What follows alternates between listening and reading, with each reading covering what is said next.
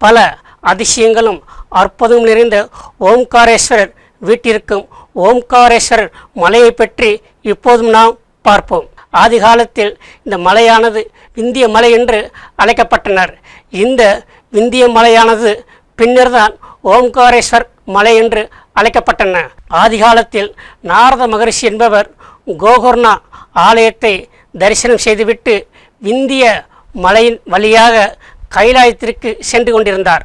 அவ்வாறு சென்று கொண்டிருந்த சமயத்தில் விந்திய மலையினுடைய அதிபதியான விந்தியன் நாரத மகரிஷியை கண்டு வழிபட்டு தன்னுடைய பெருமைகளை கூறலானார். அதாவது, மகரிஷியே, நாம் பல காலங்கள் பல வளங்களை பெற்று பல செல்வங்களை பெற்று எந்த குறையுமில்லாமல் நன்றாக வாழ்ந்து வருகிறேன் என்று அகங்காரத்தோடும் ஆணவத்தோடும் கூறுவதை கேட்ட அந்த நாரத மகரிஷிக்கு விந்தியனுக்கு ஒரு பாடம் புகட்ட வேண்டும் என்பதற்காக நாரத மகரிஷி விந்தியை நோக்கி, விந்தியனே, நீ குறைகள் இல்லாமல் வாழ்கின்றாய் என்று நீ சொல்லுகின்றாய்.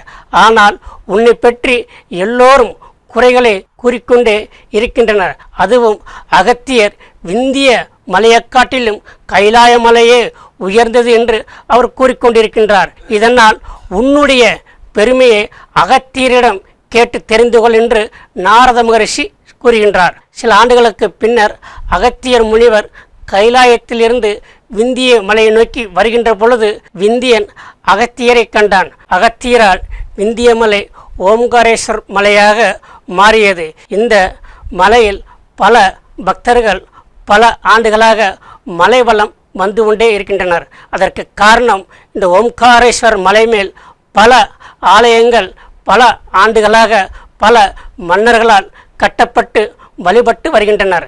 இத்தகைய ஆலயங்கள் உள்ளே பல வேலைப்பாடுகளுடன் கூடிய பல கலை நுணுக்கங்கள் கூடிய ஆலயமாக இன்றும் பக்தர்களுக்கு காட்சியளித்த வண்ணம் இருக்கின்றனர்.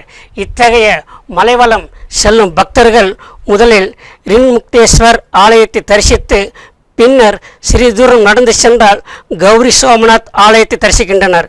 பின்னர் பாதாளலிங்கத்தை தரிசித்து பின் சிவபெருமான் விக்கிரகம் கொண்ட ஆலயத்தை தரிசித்து பல பலனை பெற்று புண்ணியத்தை தேடிக்கொண்டே இருக்கின்றனர். இவ்வாறு பல அற்புதங்கள் கொண்ட ஓம்காரேஸ்வர் மலை மேல் உள்ள ஆலயத்தை இப்போது கண்டுகளிக்கலாம். ஹரவும் நம சிவாய, தீபம் நம சிவாயம், திருவருள் நம சிவாயம், ரூபம் நம சிவாயம், ருத்ரம் நம சிவாயம். பனி கைலாயம் தீவடிவாகிய அண்ணாமலையே போற்றி. சிவவும் நம சிவாய, தனிவடிவாகிய தென்னாடுடையாய் திருவருணேசா போற்றி. ஹரவும் நம சிவாய, எங்கும் நம சிவாயம், எல்லாம் நம சிவாயம், எழிலும் நம சிவாயம், என்றும் நம சிவாயம். நம சிவாய நம சிவாய, ஓம் நம சிவாய. நம சிவாய நம சிவாய, ஓம் நம சிவாய.